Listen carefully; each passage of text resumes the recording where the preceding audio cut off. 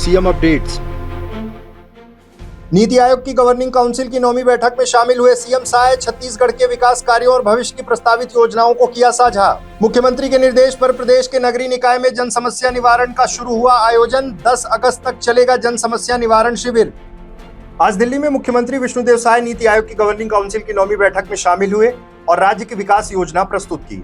मुख्यमंत्री साय ने प्रधानमंत्री नरेंद्र मोदी को राज्य की प्राथमिकताओं और विकास के लिए किए जा रहे प्रयासों की जानकारी दी, जिसमें शिक्षा, मानव संसाधन विकास, स्वास्थ्य और तकनीकी उन्नति पर जोर दिया गया।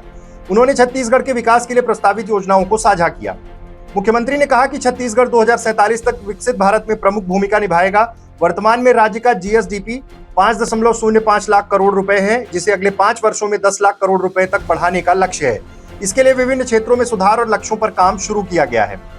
बैठक में मुख्यमंत्री ने राज्य के विकास में युवाओं की भूमिका पर जोर देते हुए कहा कि छत्तीसगढ़ का मुख्य फोकस स्किल्ड मानव संसाधन तैयार करने पर है। छत्तीसगढ़ में शिक्षा को व्यावसायिक कौशल और ट्रेनिंग से जोड़ा जा रहा है। इसका उद्देश्य छात्रों को ऐसी क्षमता देना है जो उन्हें रोजगार के लिए तैयार करें।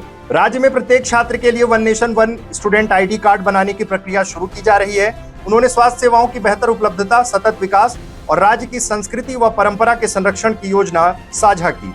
आर्थिक सशक्तिकरण के लिए छत्तीसगढ़ सुपर फूड्स की पैदावार और प्राकृतिक औषधालयों का निर्माण किया जाएगा। आर्टिफिशियल इंटेलिजेंस और IT सेक्टर के विस्तार के साथ साथ सड़कों, इमारतों जैसी भौतिक संरचना और इंटरनेट मोबाइल नेटवर्क जैसी डिजिटल सुविधाओं के विकास पर भी जोर दिया जाएगा।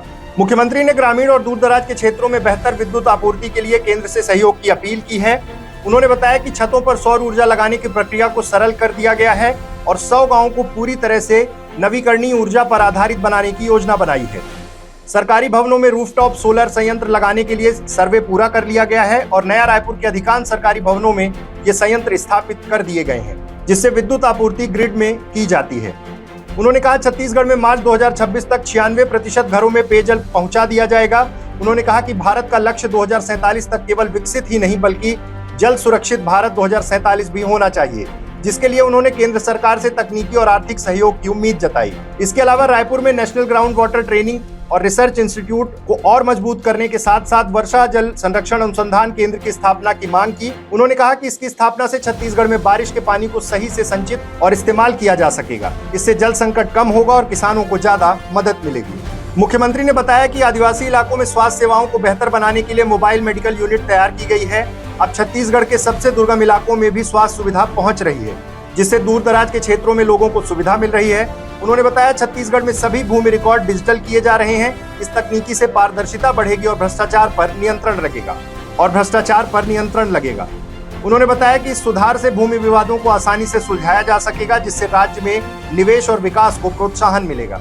मुख्यमंत्री ने प्रधानमंत्री नरेंद्र मोदी को छत्तीसगढ़ की प्राथमिकताओं और आवश्यकताओं के प्रति समर्थन और सहयोग के लिए धन्यवाद दिया।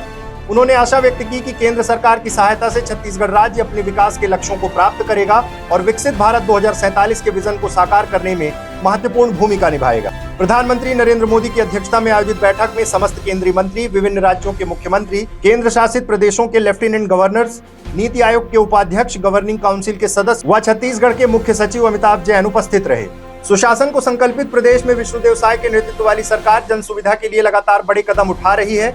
मुख्यमंत्री के निर्देश पर नगरीय निकायों में जन समस्या निवारण का आयोजन प्रदेश के सभी नगरीय निकायों में आज 27 जुलाई से शुरू हुआ, जो 10 अगस्त तक जारी रहेगा।